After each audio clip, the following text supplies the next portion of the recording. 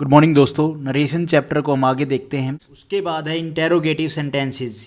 इसके क्या रूल हैं फटाफट देख लेते हैं। यदि रिपोर्टेड स्पीच इन्वर्टेड कॉमास के अंदर helping verb is am are, ये सारी वर्ब और मोडाल्स, ये सारी वर्ब और ये हमारे मोडाल्स कैन कोड में माइट, ये सब हैं से क्वेश्चन हो तो इनडायरेक्ट स्पीच में इस प्रकार बदला जाता है। किस प्रकार? पॉइंट दिए हुए हैं।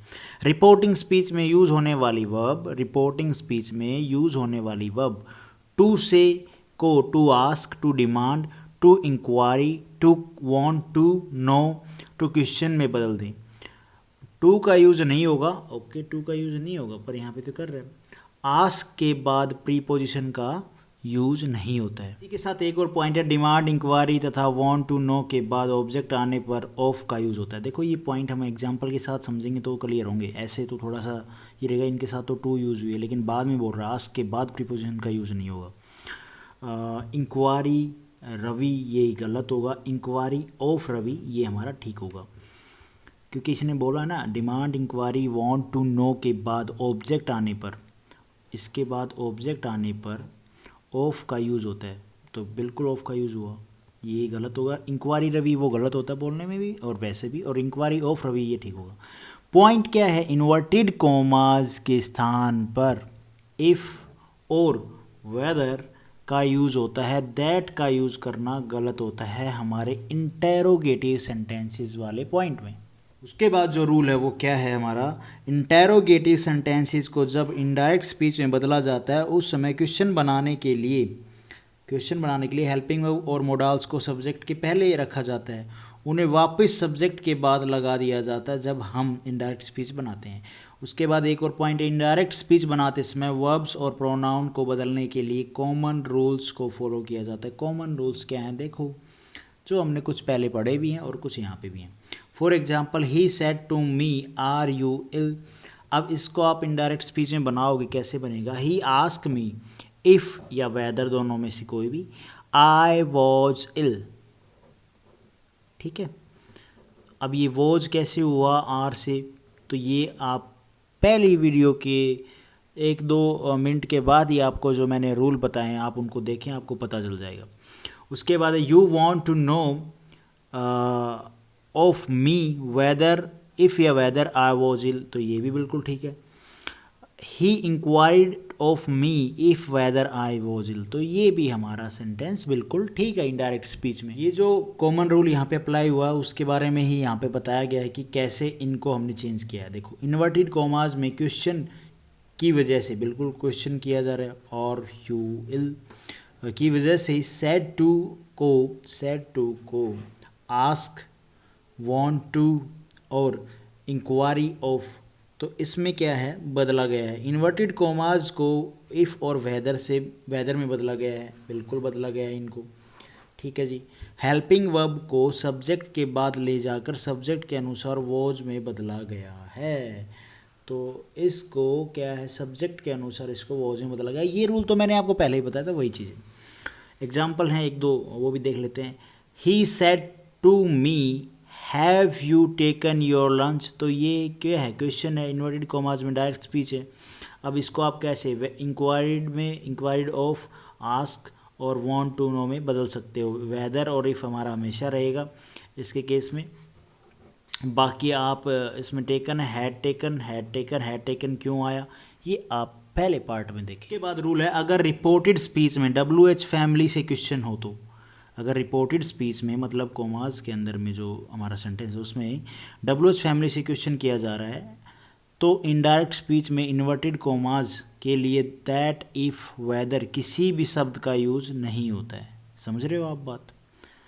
For example, he said to me, inverted commas में WH फैमिली वर्ड से क्वेश्चन किया जा रहा है, आर यू गोइंग, तो यहाँ पे आप इन्वर्टेड कॉमास के स्थान पर आप इफ़, वेदर, दैट का यूज़ नहीं करेंगे। बाकी सेम बाकी जो चेंज होगा वो हमने पहले पढ़ा उसी के हिसाब से, आई वॉज गोइंग। अब ये आर और गोइंग कैसे चेंज हुआ ये भी आपने पहले पार्ट में देखना, मैं बार बार यही बात बोलूँगा। उसके बाद रूल है, अगर रिपोर्टेड स्पीच में क्वेश्चन टैग का यूज़ हो, रिपोर्टेड स्पीच में क्वेश्चन टैग का यूज़ हो तो उसे इनडायरेक्ट स्पीच में बदलते समय क्वेश्चन टैग को छोड़ दिया जाता है। देखो कैसे, he said to Anita I help you didn't I तो यहाँ पे क्या है, क्वेश्चन टैग है। अब इसने क्या बोला, इनडायरेक्ट स्पीच में बदलते समय क्वेश्चन टैग छोड़ दिया जाता है, तो देखो छोड़ दिया। He ask Anita if he had helped her, तो यहाँ पे क्वेश्चन टैग हमने नहीं लगाया तो छोड़ दिया जाता है। उसके बाद है हमारा नेक्स्ट जो सेंटेंसेस में है वो है इम्पेरेटिव सेंटेंसेस। ये क्या होते हैं, जब कोई सेंटेंस केवल वर्ब से बना हो तो उसे इम्पेरेटिव सेंटेंस कहते हैं। 2 टाइप के होते हैं, लेट से शुरू होना और लेट को छोड़कर किसी भी नॉर्मल वर्ब से सेंटेंस स्टार्ट होना, वो हमारे 2 टाइप होंगे इसके इम्पेरेटिव सेंटेंसेस की। Sentence with normal verb, come here, take your food, obey your parents, take exercise daily. अब लेट से स्टार्ट होने वाले, let me go, let him play, let's play, let us do it. उसके बाद rule इसमें क्या है, लेट को छोड़कर किसी दूसरी वर्ब से शुरू होने वाले सेंटेंसेस में ऑर्डर, कमांड, एडवाइस तथा रिक्वेस्ट का बोध होता है।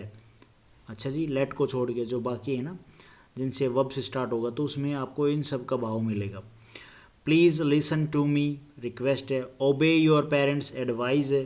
गो, ये क्या है, हमारा ऑर्डर है। उसके बाद रूल है, अगर सेंटेंस में प्लीज़, काइंडली का यूज है तो यह रिक्वेस्ट का सेंटेंस माना जाएगा, और इनडायरेक्ट स्पीच में सेज के स्थान पर to request, to implore, to entreat, to urge का यूज होता है।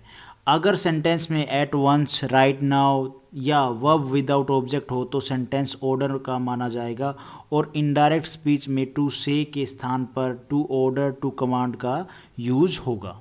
उसके बाद एक और पॉइंट है, 2 पॉइंट हो रहे हैं इसी बेसिस पे, ये किस तरह से आप सेंटेंस को बनाएंगे, रिक्वेस्ट या एडवाइस या जो भी है।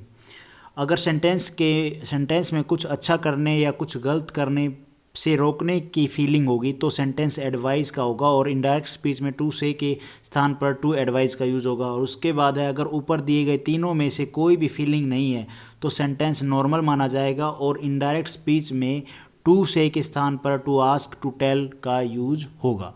उसके बाद है, अगर रिपोर्टेड स्पीच में इम्पेरेटिव सेंटेंस का यूज़ हो तो उसे इनडायरेक्ट स्पीच में इस प्रकार बदला जाता है। किस प्रकार, इन्वर्टेड कॉमाज को हटाकर टू का यूज़ होता है, दैट, इफ, वेदर का नहीं। और रिपोर्टेड स्पीच में टू से की सेंस के अनुसार to request, to order, to ask, to advice, ETC में बदलें। भाई जिस हिसाब की बात बोली जा रही है सेंस है सेंटेंस में, उसके हिसाब से आप इनको यूज़ करें।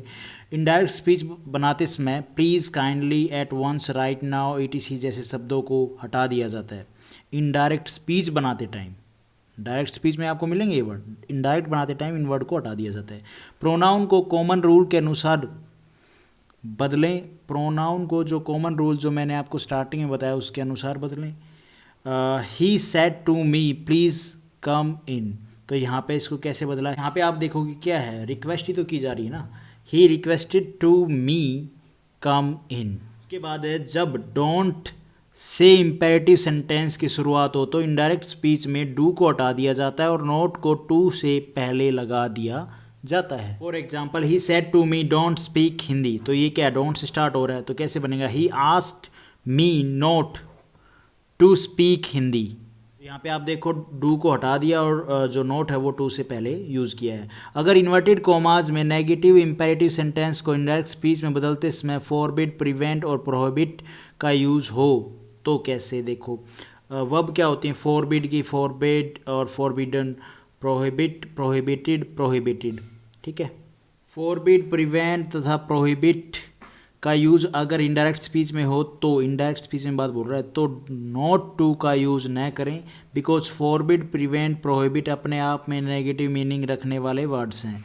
फॉरबिड के साथ टू का यूज़ होता है और प्रिवेंट, प्रोहिबिट के साथ फ्रॉम का यूज़ होगा, और फ्रॉम के बाद आने वाली वर्ब ING का यूज़ होगा, मतलब कंटिन्यूस में कह लो या जीरेंड कह लो। For example, he said to me do not go out in sun, तो यहाँ पे कैसे बनेगा, he forbid me to go out in sun. Rule के हिसाब से क्या है, फॉरबिड के बाद टू का यूज़ होगा ना कि फ्रॉम का, और ये ING तो फ्रॉम वाले वर्ड के साथ लगेगी ना, प्रिवेंट और प्रोहिबिट के साथ में। दूसरा क्या है, नॉट टू का यूज़ ना करें, नॉट टू का यूज़ नहीं किया है हमने, बिल्कुल हटा दिया है, तो ये हमारा ये इनडायरेक्ट स्पीच होगी, ये डायरेक्ट स्पीच होगी, ठीक है।